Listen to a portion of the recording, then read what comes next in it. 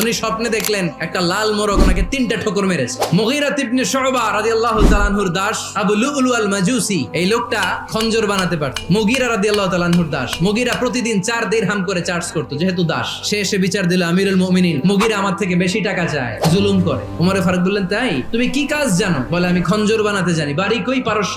আরে তুমি খঞ্জর বানাতে জানলে তো 4 দিরহাম অনেক কম, সে তো আরো বেশি টাকা নেওয়া দরকার ছিল তোমার থেকে। আবু লুলুর এই কথা পছন্দ হয় নাই। সে কয়, ওমর তুমি সবারে দয়া দেখাও আর আমার ক্ষেত্রে কঠিন নিয়ম বানাইলা, দাঁড়াও এই নিয়ম তোমার আমি দেখাবো। এই রাগে সে বাড়িতে যে একটা খঞ্জর বানালো। খঞ্জর চিনেন? কিছুদিন আগে ওমানের সুলতান কাবুস ইন্তেকাল করেছে, জানেন আপনারা? ওনার এই কোমরের মধ্যে খঞ্জর থাকতো, ছবিতে দেখছেন? আরব শায়েখ যারা সুলতান আমির, সে বাসায় যে একটা খঞ্জর বানালো, যেই খঞ্জরের 2 মাথা আর ধরার হ্যান্ডেলটা মাঝখানে, এদিকেও ছুরি এদিকেও ছুরি, যাতে এইভাবে মারা যায়। সে ধার দিতে লাগলো আর বললো, ওমর দাঁড়াও তোমার আমি দেখাবো। ওমর ফারুক মসজিদে নববীর ইমাম, ফজরের নামাজের সময় এই আবু লুলু আল মাজুসি চাদর পরে লুকিয়ে লুকিয়ে, সে অগ্নি উপাসক, মুমিন নয়, ওমর ফারুককে অ্যাটাক করার জন্য গেলেন। তখন ওনারা অন্ধকারে নামাজ পড়তো। নামাজের সময় যখন হলো, লুকিয়ে লুকিয়ে প্রথম কাতারে ওমর ফারুকের পিছনে মুয়াজ্জিনের পাশেই দাঁড়ালেন, হাতে খঞ্জর। ইকামত হলো, ওমর ফারুক সালাত শুরু করলেন, ফজরের সালাত, আল্লাহু আকবার শুরু করলেন, সূরা ফাতিহা বললেন। আরেকটা সূরা যখন পড়তে যাবেন, in the mean time Abu Lulu এই খঞ্জর নিয়ে ওমর ফারুকের বুকের মধ্যে 3টা স্টেপিং করলেন। একটা মারলেন নাভির নিচে,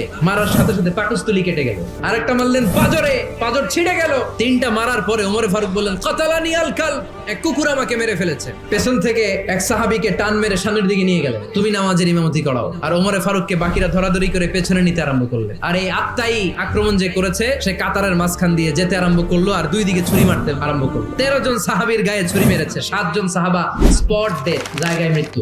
এই ভয়ঙ্কর অবস্থা দেখে এক সাহাবী বুরনুস, এক ধরনের জুব্বা আছে মাথাওয়ালা, অনেকে জ্যাকেট পরছেন না এরকম মাথাওয়ালা, লম্বা জুব্বা আছে, আরবরা শীতে পরে মাথাওয়ালা, এই মাথাওয়ালা জুব্বা বের করে এক সাহাবী জালের মতো তার দিকে উড়ায় মারল। ওই বুরনুসের মধ্যে পেঁচিয়ে আবু লুলু মাটিতে পড়ে গেল আর সুইসাইড করে ফেলল, নিজের বুকে নিজে মেরে আত্মহত্যা। যে সাহাবীকে ইমামতির জন্য দাঁড় করালেন, উনি ছোট্ট সূরা দিয়ে প্রথম রাকাতে সূরা আল কাউসার, দ্বিতীয় রাকাতে সূরাতুল ইখলাস দিয়ে নামাজ শেষ। ওমর ফারুক বেহুশ, সবাই কান্নাকাটি করতেছে, সবাই দেখতে গেলেন, এখন হুঁশ ফিরে না। মুখের মধ্যে, মুখ খুলে রাষ্ট্রের চিকিৎসক মুখের মধ্যে দুধ দিলেন, ওই নাভি দিয়ে দুধ বের হয়ে যায়। তারা বললো, ওনারে বাঁচানো সম্ভব না, দেখেন হুঁশ ফিরে কিনা। হুঁশ ফিরলে ওনার পরে কে আমির হবে, উনি যেন প্যানেল ঠিক করে দিয়ে যায়। সবাই তাকিয়েছে ওমর ফারুকের চোখের দিকে। আল্লাহর মেহেরবানিতে ঘন্টা খানিক পরে উনি চোখ খুললেন। চোখ খোলার পরেই বলেন নাই, ও মা আমি মরে যাই। চোখ খোলার পরে উনি বলেন নাই, কে মারলো আমারে। চোখ খোলার পরে উনি বলেন নাই, আমার পরে নেতা কে হবে। চোখ খোলার পরে সর্বপ্রথম কথাটি ছিল, আসল্লান নাস, আমার নেতৃত্বে যে ফজরের নামাজটা শুরু হয়েছিল, এটাকে ঠিক মতো তোরা পড়েছিলি? This is Omar, our superhero. নেতা অনেকগুলো লাগে না, এরকম নেতা একটাই যথেষ্ট, যে গোটা বিশ্বকে কাঁপায় দিতে পারে। চিল্লায় বলো ঠিক কিনা?